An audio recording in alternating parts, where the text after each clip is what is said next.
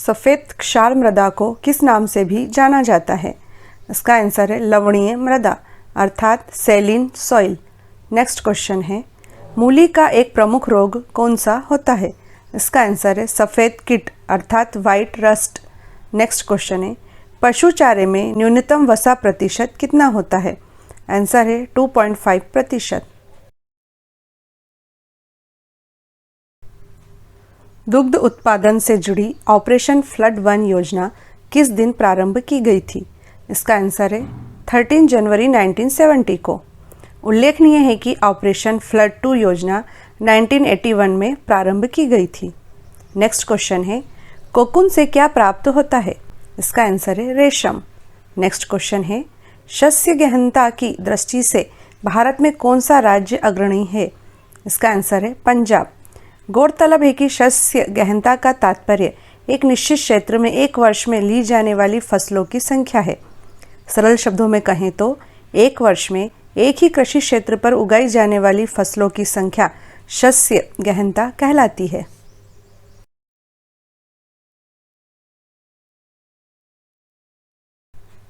प्रतिदिन दुधारू पशुओं के लिए खनिज मिश्रण की आवश्यक मात्रा कितनी होनी चाहिए? इसका उत्तर है 50 ग्राम। नेक्स्ट क्वेश्चन है, चावल उत्पादन के लिए कौन सी मिट्टी उत्तम है? आंसर है जलोढ़ मिट्टी। नेक्स्ट क्वेश्चन है, चावल किस प्रकार की कृषि की उपज है? आंसर है जीवन निर्वाह कृषि की। चावल उगाने के लिए कितने तापमान की आवश्यकता होती है? आंसर है 25 डिग्री सेल्सियस से अधिक। नेक्स्ट क्वेश्चन है, भारत में किस किस्म की कॉफ़ी उगाई जाती है? इसका उत्तर है अरेबिका किस्म की कॉफ़ी।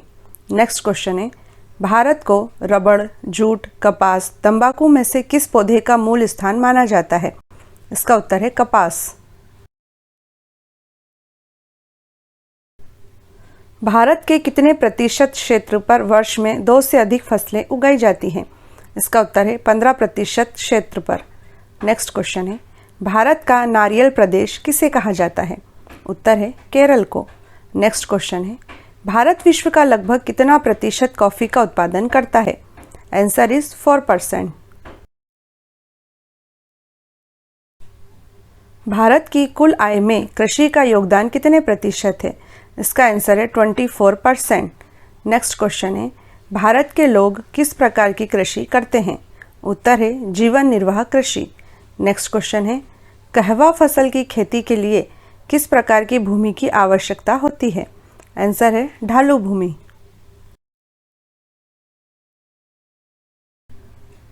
कर्तन दहन प्रणाली कृषि को दीपा किस राज्य में कहा जाता है? इसका उत्तर है अंडमान निकोबार द्वीप समूह में। अगला क्वेश्चन है, कर्तन दहन प्रणाली कृषि को किस देश में मिल्पा कहा जाता है?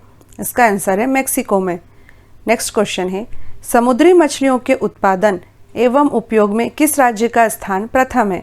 आंसर है केरल का।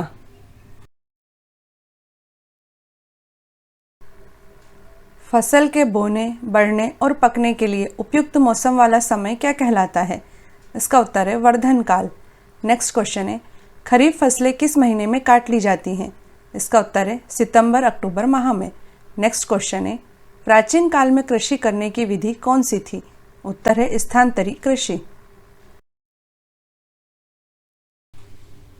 किसे सुनहरा रेशा कहा जाता है? उत्तर है जूट को। नेक्स्ट क्वेश्चन है, कर्तन दहन कृषि प्रणाली को असम, मेघालय तथा मिजोरम राज्य में क्या कहा जाता है? इसका आंसर है जूम कृषि प्रणाली।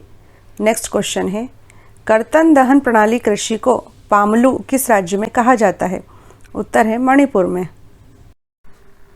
गौरतलब है कि कर्तन दहन प्रणाली कृषि अर्थात स्लैश एंड बर्न फार्मिंग एक आदिम प्रकार की कृषि है, जिसमें पहले वृक्षों तथा वनस्पतियों को काटकर उन्हें जला दिया जाता है और साफ की गई भूमि को पुराने उपकरणों से जुताई करके बीज बो दिए जाते हैं। फसल पूर्णतः प्रकृति पर निर्भर होती है और उत्पादन बहुत ही कम होता है। प्रायः 2 या 3 वर्ष तक, जब तक मिट्टी में उर्वरता विद्यमान रहती है, इस भूमि पर खेती की जाती है। इसके पश्चात इस भूमि को छोड़ दिया जाता है, जिस पर पुनः पेड़ पौधे उग जाते हैं। अब अन्य किसी और जगह जंगली भूमि को साफ करके कृषि के लिए नई भूमि प्राप्त की जाती है। उस पर भी कुछ ही वर्ष तक खेती की जाती है। इस प्रकार यह एक स्थानांतरित कृषि है जिसमें थोड़े थोड़े समय के अंतर पर खेत बदलते रहते हैं।